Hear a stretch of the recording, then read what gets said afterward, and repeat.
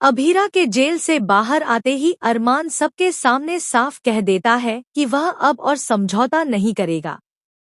गीतांजलि को लग रहा होता है कि अरमान फिर भी उसका साथ देगा, लेकिन अरमान सबके सामने बोल उठता है, मैं गीतांजलि से तलाक लूंगा और अपनी बाकी जिंदगी अपने असली प्यार अभीरा और हमारी बेटी मायरा के साथ बिताना चाहता हूँ। यह सुनकर पूरे पोतदार हाउस में सन्नाटा छा जाता है। दादीसा की आंखों में राहत होती है, पर गीतांजलि के होश उड़ जाते हैं। अभीरा धीमे स्वर में जवाब देती है, अरमान, मैं तुम्हारे फैसले की इज्जत करती हूँ, लेकिन मेरी दुनिया अब मायरा है। मैं अपनी पूरी जिंदगी अपनी बेटी के साथ भी बिता सकती हूँ। तुम और गीतांजलि शादीशुदा जिंदगी को सही दिशा देने की कोशिश करो। अरमान चुप रह जाता है, पर उसकी आंखें कह देती हैं कि वह अब पीछे नहीं हटेगा। गीतांजलि तमतमाकर बोल पड़ती है, पहले तान्या का भाई छीन लिया, अब मेरे अरमान को भी छीनना चाहती हो। तुम बहुत घटिया औरत हो।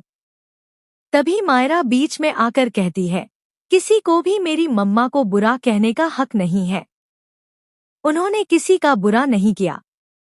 दादीसा मायरा को सीने से लगा लेती है और कहती है, अब इस घर में किसी पर झूठा इल्जाम नहीं लगेगा। तान्या गुस्से में गीतांजलि का हाथ थाम कहती है, हम दोनों मिलकर अभीरा को उसके प्यार तक पहुंचने नहीं देंगे। दोनों चुपचाप एक नई चाल बुनने लगते हैं। उधर अरमान गीतांजलि से स्पष्ट कह देता है, मुझे जल्द से जल्द तलाक के कागजों पर साइन चाहिए। मैं किसी दिखावे के रिश्ते में नहीं रह सकता। गीतांजलि बाहर से खामोश, लेकिन अंदर से आग बन चुकी होती है। रात को अभीरा मायरा के बाल सहलाते हुए फुसफुसाती है, अगर इस शहर में रहना तेरे लिए ठीक नहीं, तो हम दोनों कहीं और से नई शुरुआत करेंगे। मायरा उसकी हथेली थाम लेती है और कहती है, जहां आप खुश वहीं मेरा घर। अगले ही दिन अरमान वकील से मिलकर केस आगे बढ़ा देता है और तान्या गीतांजलि साजिश का पहला पत्ता चलने को तैयार हो जाती है। हवा बदल रही है, एक तरफ सच और अपनापन, दूसरी तरफ ईर्ष्या और चालें। अब देखना है